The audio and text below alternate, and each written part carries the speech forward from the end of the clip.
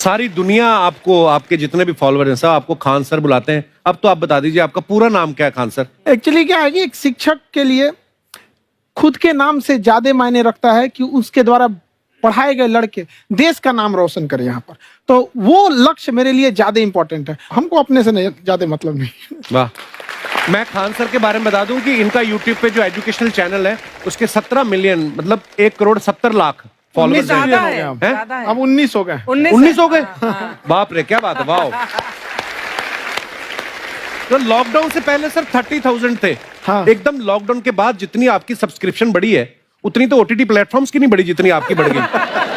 ये नेक काम की शुरुआत कैसे हुई थी खान सर? लॉकडाउन से पहले हम लोग ना ऐसे फिजिकली क्लास में ज्यादा पढ़ाते थे। अच्छा जी। क्लास में भी बहुत भीड़ रहती थी, लड़के पढ़ नहीं पाते थे। मजबूरी हो गई लॉकडाउन के बाद यूट्यूब पर पढ़ाना, क्योंकि दूसरा कोई ऑप्शन ही नहीं था।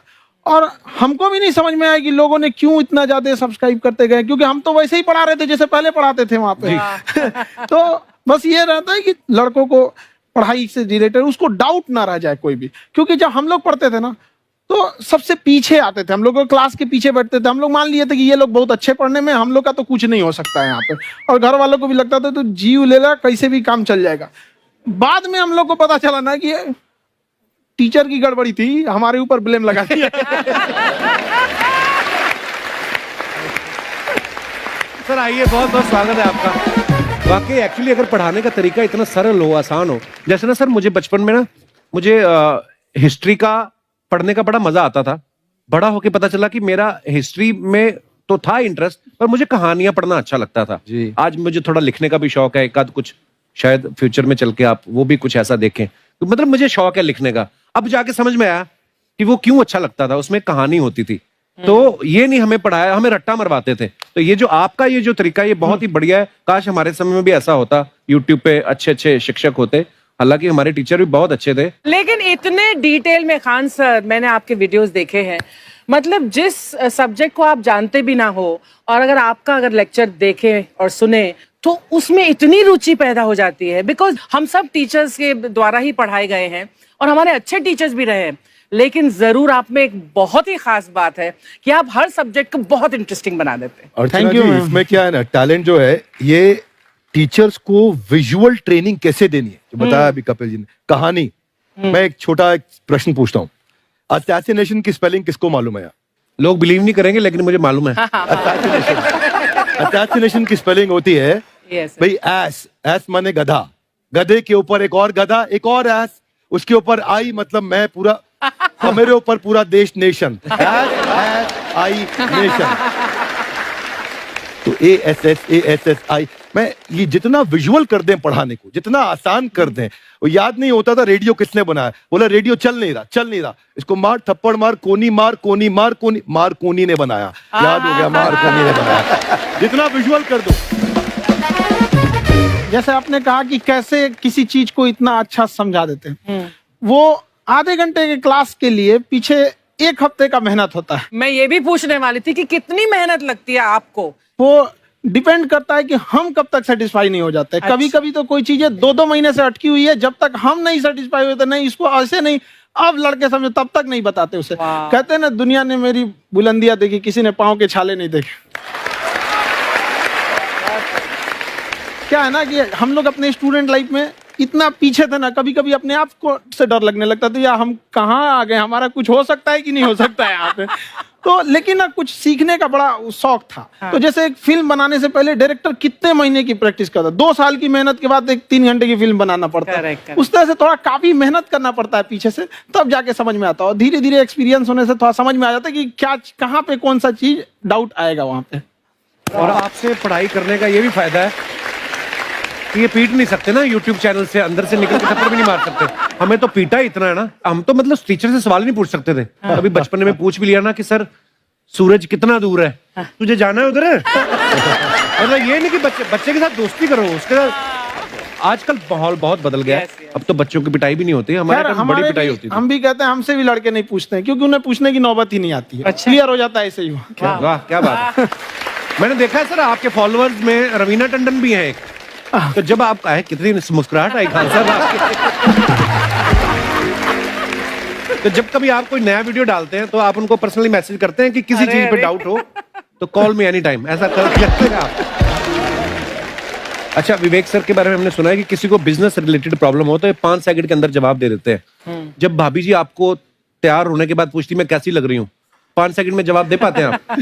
देखिए, इसमें तो सभी लोग पीड़ित है और हर जगह, हर घर में ये जरूर सुना होगा सबने कि बच्चों के चक्कर में तुम्हारे साथ रह रही है, वरना तुमको तो कब का छोड़ के चली गई होती। ये बड़ी कॉमन बात है। So right. परमीत सर बोलते हैं आपको ऐसा? आप तो कभी नहीं बोलती होंगी। इनका उल्टा है, इनका एटीट्यूड पति वाला है वैसे, तो इसलिए। क्या प्रॉब्लम है? नहीं, कोई औरतों को प्रॉब्लम मतलब मर्दों से कम बिल्कुल मत समझो। नहीं, ठीक है, पर ऐसे मुक्के वगैरह नहीं मारने चाहिए आपको। सर आपने अभी तक शादी नहीं की ना खान सर? नहीं। इतने पॉपुलर हो गए आप, आपका सेंस ऑफ ह्यूमर इतना अच्छा है, तो बड़े सारे प्रपोजल तो आते होंगे आपको। अभी तो इधर कुछ नहीं है सर। खान सर पर्सनल सवालों का जवाब कम देते हैं। अच्छा, जैसे हम शादीशुदा लोगों को देखने के बाद हमको थोड़ा सा और अच्छा, कई बार ना इंसान ज्यादा मोटिवेशनल स्पीकर्स को सुन लेना तब भी कंफ्यूज हो जाता है। कोई कहता है बड़े सपने देखो, गाड़ी लो, बैंक बैलेंस बनाओ। कोई कहता है कि इच्छाएं नहीं रखनी चाहिए, ये दुखों का कारण है। हम किसकी सुने गुरुजी? सुने सबकी, करे खुद की। जो दिल से निकले। दिल से निकले, क्योंकि जो सुनते हैं हम कई बार सुनते हैं और उसको खुद की प्रोसेसिंग करते ही नहीं है, और जब दूसरों की बातें सुनकर बिना प्रोसेस करके फॉलो करने लगते, उसी को तो हम अंधश्रद्धा कहते हैं। बिल्कुल। उसको प्रोसेस करे, अपने दिल से जो रेजोनेट होता है उसको सोचे और फिर करें। मम्मी सुना, मेरी मम्मी के आगे डॉक्टर फेल है। मम्मी की जो सहेली ऑन द स्पॉट इसके साथ बैठी है, और इनको अगर कोई प्रॉब्लम है, फॉर एग्जाम्पल कोई शुगर की प्रॉब्लम है, तो उन्होंने जो बोल दिया वो अंतिम सत्य है। ले मैनू फलानी कहती है, ऐ खाड़ो तो ऐ हो जाता है। ये सवाल मैंने आपके लिए पूछा था mummy. I want to ask Khan sir कि आपका एक एपिसोड था ट्रेन के बारे में, कि ट्रेन में ऐसा क्यों होता है, शुरुआत में ऐसा हुआ था, ये यहाँ पर बोगी के लिए ये कनेक्शन, तो ये सोर्स क्या होते हैं आपके, कहाँ से आपसे ढूंढ सुन के लेंगी, लाते उसके हैं? बाद खुद का चैनल शुरू करेंगी। कुछ चीजें तो ऐसे डायरेक्टली मिल सकती हैं, और नहीं तो वहाँ ऑन द स्पॉट जाके वहाँ पे पूछ लेते। जो वर्कर होते हैं ना, उन लोग को ज्यादा आइडिया रहता है, उन लोग से वो पूछ लेते हैं कि ये कैसे काम करता है, तो वो ज्यादा कोशिश करते हैं कि हम किसी चीज को खुद से अगर जाने रहेंगे तो ज्यादा अच्छे से डिलीवर कर सकते हैं। तो कई बार वहाँ यार्ड वगैरह में भी चले जाते हैं पता करने के लिए। लेकिन बहुत इंटरेस्टिंग था। हवाई जहाज पर भी बनाइए। आप कहती हैं तो एक उस पर भी बना ही देंगे। बहुत शुक्रिया जी। अच्छा सर, कई बार ना माँ बाप भी, जो मैं ये कहूंगा कि उनकी गलती होती है कि अगर बच्चा आपका 4-5 साल का है, आप शुरू से उसके मन में डालना शुरू कर देते हो कि ये तो इंजीनियर बनेगा। हो सकता है बाप इंजीनियर हो, वो चाहता है कि जरूरी तो नहीं है। अब मेरे पिताजी पुलिस में थे जी, मेरे मामा सब आर्मी में थे, मैं अकेला इस फील्ड में निकला है, मुझे ये चीज अट्रैक्ट करती थी। ये कहाँ तक सही है सर? जी मेरे हिसाब से तो बच्चों पे कभी प्रेशर नहीं डालना चाहिए, लेकिन साथ ही साथ हमको ये भी देखना चाहिए कि जैसे एल्बर्ट आइंस्टाइन ने एक बहुत अच्छी बात बताई थी, अगर एक खरगोश हो, एक बंदर हो, एक हिरन हो, एक शेर हो और एक मछली हो, उन सब को आप एक कतार में खड़ा कर दीजिए और उन सब के लिए एक ही टेस्ट हो कि आप पेड़ पे सब लोग कैसे चढ़ पाए। बहुत खूब। ओके, अब सबको एक टेस्ट कैसे दिया जाए? मछली तो आत्महत्या कर लेगी सोच के कि मैं तो कोई पास ही नहीं होंगी, ये मछली कैसे पेड़ पे चढ़ेगी? राइट। लेकिन कई बार ऐसे हो गया ना कि एजुकेशन सिस्टम ऐसी बन गई कि बस ग्रेड्स हो गए, सब्जेक्ट्स पढ़ने हैं, Right. जो भी किया है, और वो भी जरूरी है, लेकिन वो करते करते बच्चों की जो इंटरेस्ट है, बच्चों की जो पैशन है, उसमें उनको एंकरेज करना बहुत ज्यादा जरूरी है। एक पिताजी एक बार अपने बेटे को ऐसा चाटा मारे जोर से, तो पड़ोसी ने पूछा क्यों मार रहे जी? बोला कल रिजल्ट है इसका। कल रिजल्ट? तो बोले रिजल्ट कल है ना साहब, तो आज क्यों मारने? कल बाहर गाँव जा रहा हूँ, कल का काम आज निपट के करता हूं।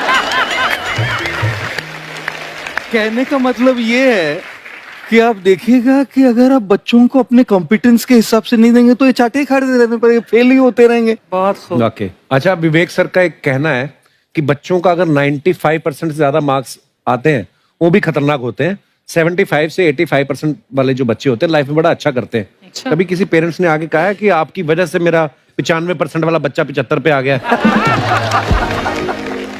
नहीं, बेसिकली 95%, देखिए स्कूल में जो पढ़ाई हो रही है, जो बताया, वो classroom based conceptual theoretical approach है।